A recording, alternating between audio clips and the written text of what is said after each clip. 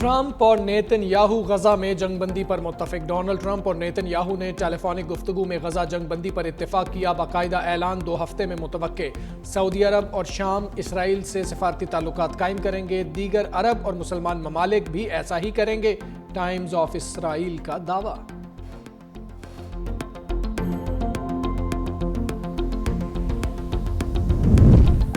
امریکی وزیر دفاع نے ایران کے خلاف آپریشن مشکل ترین قرار دے دیا۔ پیٹ ہیگزت کہتے ہیں آپریشن میں ایرانی ایٹمی تنصیبات مکمل تباہ ہو گئیں۔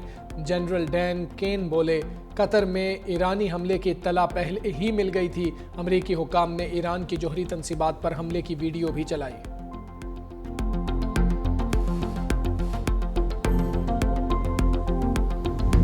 سفارتی محاذ پر بھارت کو ایک اور شکست۔ پہلگام واقعہ پاکستان سے جوڑنے کی کوشش ناکام۔ مطالبے کے باوجود شنگھائی تعاون تنظیم کے ارکان کا پہلگام واقعہ اعلامیے میں شامل کرنے سے انکار۔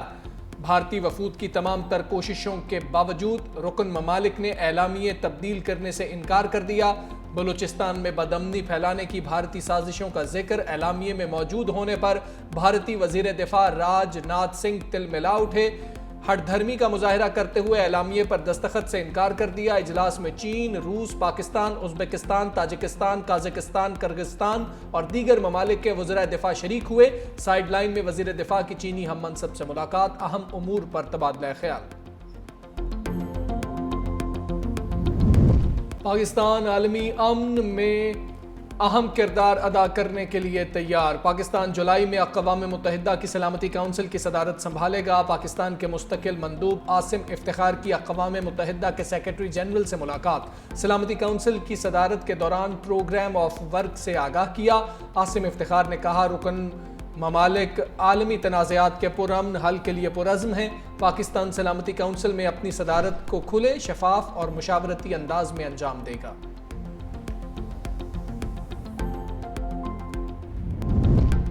ایرانی حملوں سے صہیونی ریاست پاش پاش ہو گئی۔ امریکہ کو جنگ سے کوئی کامیابی حاصل نہیں ہوئی۔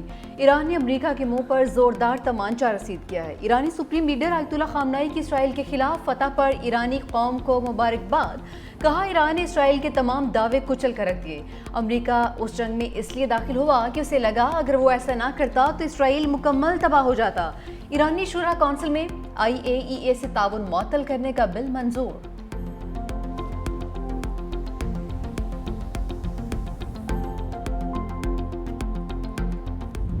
شکر ہے کہ جنگ بند ہو گئی اور اس کا جو مزید بے پناہ نقصان خدا نخواستہ پہنچ سکتا تھا نہ صرف ایران اور خطے میں نہیں پوری دنیا میں، تو ایک میں سمجھتا ہوں کہ لیکن اس میں یقیناً ایرانی جو قوم ہے انہوں نے پھر بڑی جرأت کا مظاہرہ کیا، بڑی بہادری کے ساتھ وہ جھکے نہیں، کسی طور پر بھی وہ اپنا پریشر قبول نہیں کیا اور انہوں نے کہا کہ باوقار طریقے سے یہ جنگ بند ہوگی۔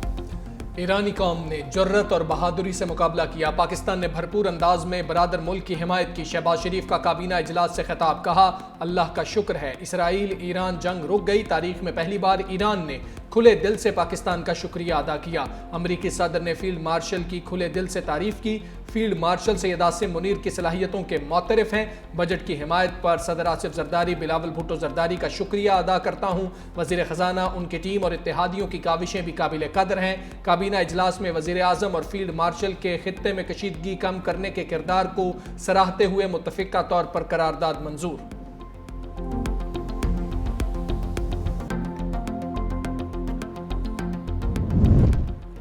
آئندہ مالی سال کا بجٹ منظور۔ قومی اسمبلی نے وفاقی بجٹ کی شکوار منظوری دے دی۔ فائنانس بل میں 106 ادارے انکم ٹیکس سے مستثنی قرار۔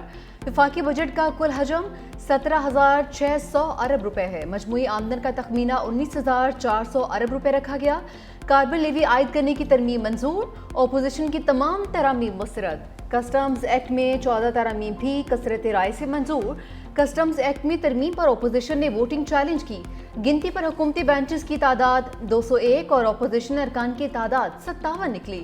سیلز ٹیکس فراڈ میں ملوث افراد کی گرفتاری سے متعلق بھی سخت ترامیم منظور۔ سیلز ٹیکس فراڈ 5 کروڑ یا اس سے زائد ہوا تو گرفتاری ہوگی۔ ٹیکس کی رقم میں گڑبڑ کرنے پر گرفتاری ہوگی۔ مال کی سپلائی کے بغیر ٹیکس انوائس جاری کرنے پر ٹیکس فراڈ کے تحت گرفتاری کی جائے گی۔ ٹیکس انوائس میں فراڈ کو بھی سیلز ٹیکس فراڈ تصور کیا جائے گا۔ ارکان پارلیمنٹ کی تنخواہوں اور مراد ایکٹ سے متعلق ترمیم بھی ایوان میں پیش کی گئی۔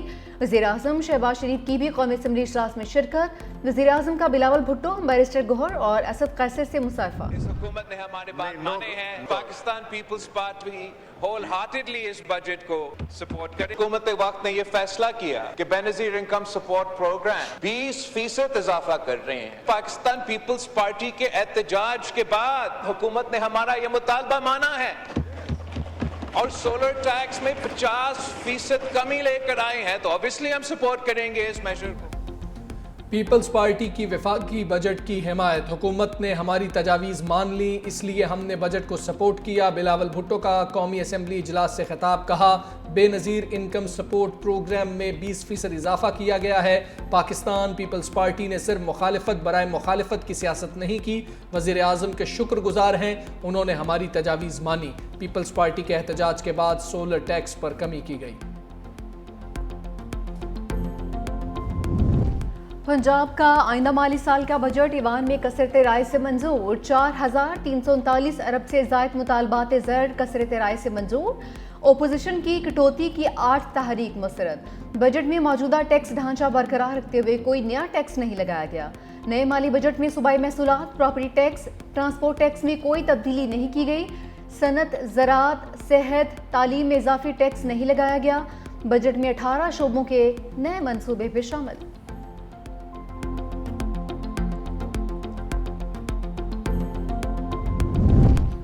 ایف بی آر کو لامحدود اختیارات دینے، ٹیکس دہندگان کی گرفتاری کے مجوزہ قانون کے خلاف صنعت کار سراپا احتجاج۔ احتجاجی تحریک شروع کرنے کا اعلان کر دیا، صنعتی تنظیموں کا بھی احتجاج میں شامل ہونے کا فیصلہ۔ کراچی کی چھوٹی بڑی مارکیٹس میں احتجاجی بینرز آویزاں۔ صدر کراچی چیمبر جاوید بلوانی نے کہا یہ کیسی جمہوریت ہے جس میں ٹیکس دینے والے کی سنوائی نہیں، اس قانون سے صنعت کار اور برآمد کنندگان بھاگ جائیں گے۔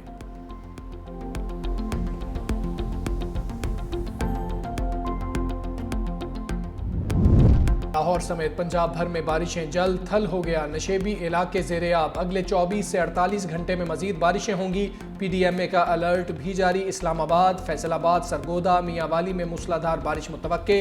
لاہور، راولپنڈی، گجرانوالہ، ملتان، بہاولپور، رحیم یار خان میں بھی بارش کا امکان۔ محکمہ موسمیات نے کراچی میں ابر رحمت برسنے کی نوید سنا دی، وقفے سے بادل برسیں گے۔ ہفتے اور اتوار کو موسلا دھار بارشوں کے باعث اربن فلڈنگ کا خدشہ، مانسون بارشوں کا پہلا سپیل 2 جولائی تک بارشیں برسائے گا۔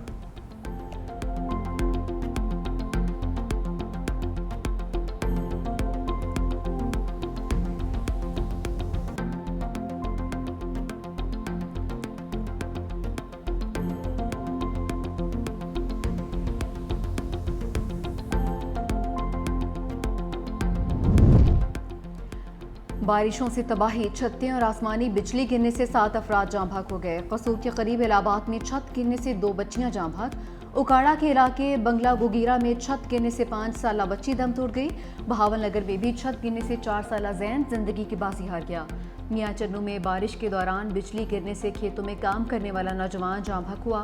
چنیوٹ، حجرہ شاہ مکین، جڑانوالہ سمیت کئی مقامات پر چھتیں گرنے سے 7 افراد زخمی۔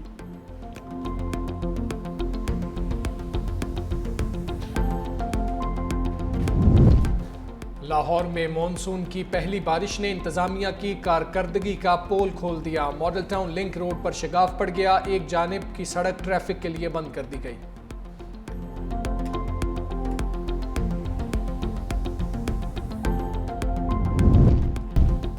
اور محرم الحرام کا چاند نظر آ گیا، چیئرمین مرکزی رؤیت ہلال کمیٹی مولانا عبدالخبیر آزاد کا اعلان، یکم محرم الحرام کل ہوگی، یوم عاشور 6 جولائی بروز اتوار ہوگا۔